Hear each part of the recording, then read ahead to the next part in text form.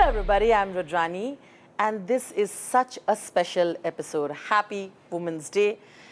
Today, my guest is a woman that I've always admired.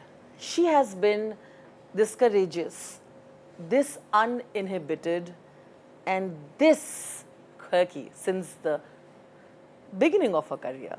And today, she's still hustling, she's still relevant, and she's still thriving. Of course, I'm talking about the woman that we all love, Neha Dhupia. Hello. Hi. Thank you. Welcome to the show. Long time. I know I've missed you. I know, me too. I had to. And how can I do a Women's Day without you, Neha? Oh my God, yeah. I mean, like, as long as somewhere I belong to, the representation, I'm happy with that, yeah. You were a person who was not from the industry.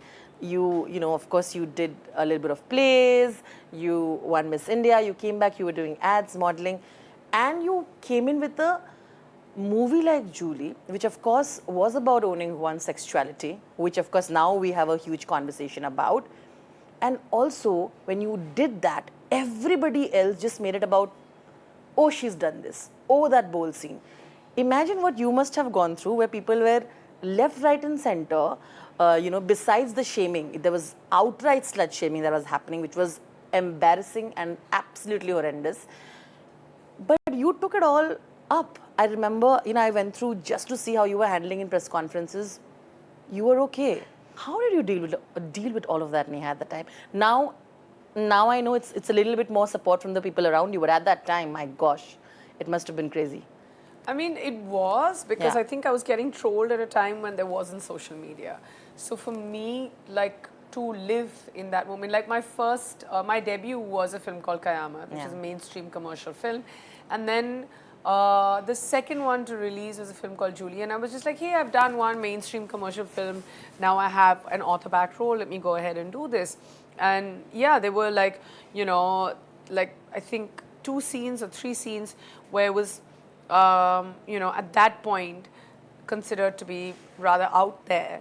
And I didn't think that, those scenes in today's language would track as much as they did. And the whole film became about that. And there was this poster where I was lying down and, it was a backlit shot. But I'm like, people are doing it all the time. For photo shoots. Yeah, I mean, yeah. And then I'm like, so how does it make me any different? And then you see young 20-year-old girls and boys who are flaunting themselves, looking beautiful, and there's acceptance and there's inclusivity and there's, the will or the ability to kind of speak and do your mind. So why does my choice hurt and offend, or why did my choice hurt and offend so many people to a point where I, at one point, started to believe that, is this the end? Is it 2 films and no more? And that's when I was just like, you've got to, like, you're the only one who can decide what's good and bad for you. You're the only one who can decide. I feel very early in my career, I made 2 such diverse choices that I learned that A, there is all kinds of work for everyone. B, you are defined by the choices you make, because the conclusion doesn't actually lie in your hand. It lies in the hands. It lies in the hands of the producers. It lies in the hands of the audience. It lies in the hands of the media, and you've got to be really careful. So, I think soon after, I must have been 24, and I've actually never spoken about it because I've never been honest enough to tell myself that it was a life choice that may have affected me. But now, I mean, I can state a cliche saying I don't want to change anything about my life and this is why I'm here talking to you about this. Yeah. But maybe I could have, like, changed a few things. Would I want to undo anything? No. Would I want to change something? Yeah, maybe I would have done that film a little later in my career. And likewise, I feel like you are a sum total of the decisions you've made in the past for yourself. And as long as I am calling the shots and I'm making those decisions for myself, that's the most important thing. Through my 20s, I saw myself being this person where I was young and I was, people would admire me for who I was, and confidence is something that kind of I didn't fall short of. And at the same time, I was a part of a business that had by now accepted me for, for better or for worse, or for my hustle. I saw myself sitting at home a lot because I was almost taking 3 steps back to take 4 steps forward, because I wanted to do this, I wanted to do that. I didn't know what I was really cut out for. Plus, I'd never traveled in my life before that, never ever. The first time I sat in an airplane was my first modeling assignment. Before that, we couldn't afford sitting on a plane. So we were just like, let's just figure it out. So my 20s gave me a lot of room to work, to travel, to go out there, explore the world, take time off. I've done I still have, flashes and images of myself sitting in my balcony and reading a book. And I go back and think that I'm so glad I did those things that I did do. But I also made some wrong choices. I also learned much later in my life. Yeah. And by wrong choices, I don't mean relationships or friendships or, being betrayed. It's all a part of life. You need to go through that. You need to go through that heartbreak. You need to go through that adventure. You need to go through, betrayal at that level to understand that, not to trust easily or not to give yourself, not to fall for the wrong people. But that's a different conversation. But professionally, I saw myself comparing myself to a lot of people, and that was not required. And I feel like a lot of 20-year-olds are doing that right now. May not be as to, they don't wait for what they need to read in the papers and watch in the papers the next day. But yeah, I mean, just social media, and they're there. I mean, the world is out there for them within seconds. And you're like, hey, why didn't I get this film? Or why didn't I wear this outfit? Or why didn't I get this nomination? Forget that. Why didn't I get so many likes on my photograph? I mean, I just feel like the trivial issues have become so large in people's heads that one needs to snap out of it. And through my 30s, I think, I just had cool relationships. I've had great friends my entire life who kind of give me a reality check, keep me grounded. And here I am in my 40s where, I'm a mother of 2 children. I have immense support from my family, my husband, who I love immensely. And I look back at my life, and now, would I want to change anything? No. Would I want to choose wisely? Yeah. Do I regret doing anything? No. Have I hurt anyone? Not at all. So I guess that the sum total of my life karma, I feel like feels pretty balanced. I love how you summarize that bit. But like I said, I will give you in this course of the interview credits where I think you were never given. Like I said, why I brought this up was because I felt at that time you were being made to feel apologetic for being who you were and for making choices at the time that you decided to. I remember there's one, while doing my research, I came across a question where during Mithya, obviously you fought to change the kind of bracketing you were getting, right? Someone, you were being, a question that was asked to you was that, why did you name your character Julie? Why would you want people to remember that phase, especially when you're running off? I feel like it was so unfair to make you go through that. Besides the obvious slut shaming and the kind of things that were being written about you because you did that film, I feel like, were you made to feel uncomfortable? I mean, Rujani, I'll be very honest. The person in me, or the actor in me, or the professional in me, and I don't like to name myself in third person because, I mean, I sound retarded, but just me being me, I'm very thick-skinned. I always have been. The mother in me, the wife in me, the daughter in me, the friend in me is not. So I would get extremely offended if somebody goes that far with me. But if they're going to take a jab at me, I really shun it off and I sleep it off. And that's where I feel like it started from. And the fact that you're bringing it up and you remember it, and I'm glad that you bring it up, because I also want to set an example for young 20-year-old women who are watching this, that we've all been through it, and it was harder back then. I mean, revival, survival, these things were so hard back then because, you can't put yourself out there as much as you can put yourself out there now. But I'm saying there's not just for the women, but also for men, everybody watching, there's that line. Don't take it to a point where it's going to bother you, where you're going to lose your sleep over it. At 3 a.m. you're going to keep getting up at night and, checking your phone and almost like isolate yourself from what reality really is. You went through because that?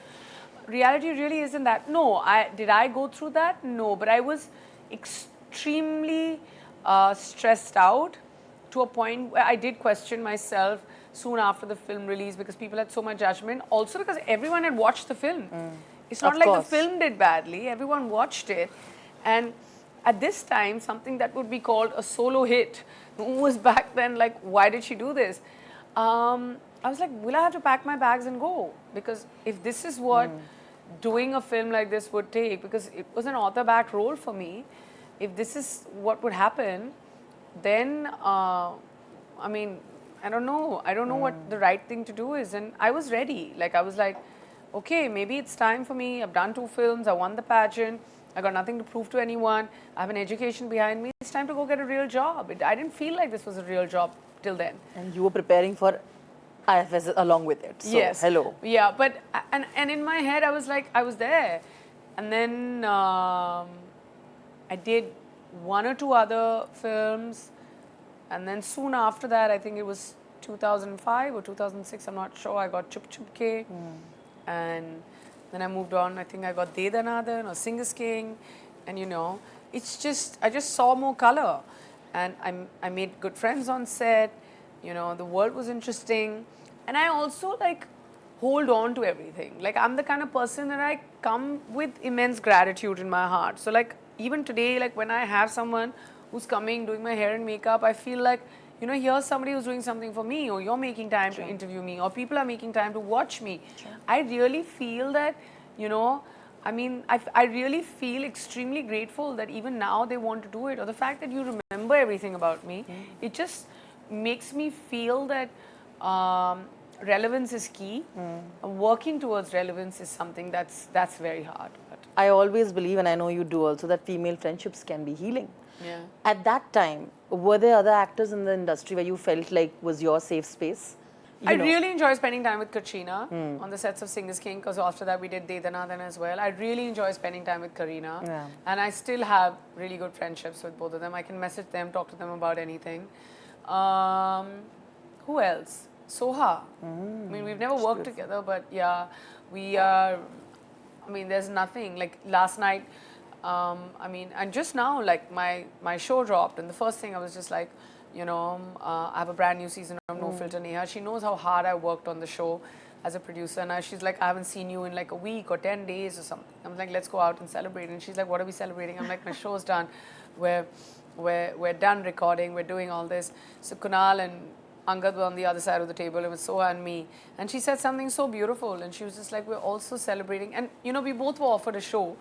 And at different points, a week apart, you know, I was offered the show and she was offered the show, and we both said no. She said the other thing we're going to celebrate is the fact that we still have the ability to say no to work, which makes us so Love secure. it. Absolutely. Yeah, and I'll tell you, the sense of security comes from your children. My children have taught me how to be secure. You know, when I joined the business and I was very new, and I would look at like an Ajay Devgan or an Akshay Kumar, they were like, these are big stars and they're not going to shoot on Sundays. I was like, wow, you know, how does one get to this point in their lives when you're actually saying no to like film producers or work that comes your way, and you're saying, hey, I'm not going to shoot on weekends. But today, as a working mom, the one thing I've learned how to do is compartmentalize.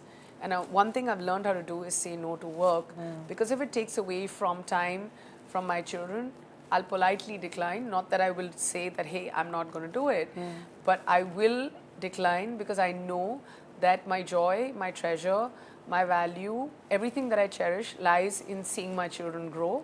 And apart from that, if somebody really wants to work with me, can do the same thing on a Monday and not on a Sunday. So I don't let anyone take advantage of that. And earlier, I would always let that happen. You're the only one who can define what your value is. You know, so I mean, it's really, and I'm talking about your price tag is very different from your value. So they're two completely different things. And I'm not chasing any price tag. I'm not chasing any numbers. But I know that, you know, today if I don't do a particular shoot or work with a certain brand, or brands anyway don't work on weekends, but if I don't do a particular shoot on a Saturday or a Sunday, I'm going to be okay with it. A few years down the line, it's not going to matter whether I did that digital shoot, whether I was a part of that show or not. What's going to matter is that my children are going to grow up. Right now, they need me. Tomorrow, when I would want to be around them, they'll be too, like, grown up. And it may not be the same. I don't know what it's like, but I've heard stories. And I don't want to be separated from them. I want to make most of the time. And I feel like my children have defined what my value is. Because of them, I turn around and say no. And because I have the ability to say no, I feel like they keep coming back for more professionally. I love that. Becoming producer must have given you even more agency, right? Yeah. Like, just some time back, we were having a conversation and she said, you listen, I'm the producer on the show. I can get it done.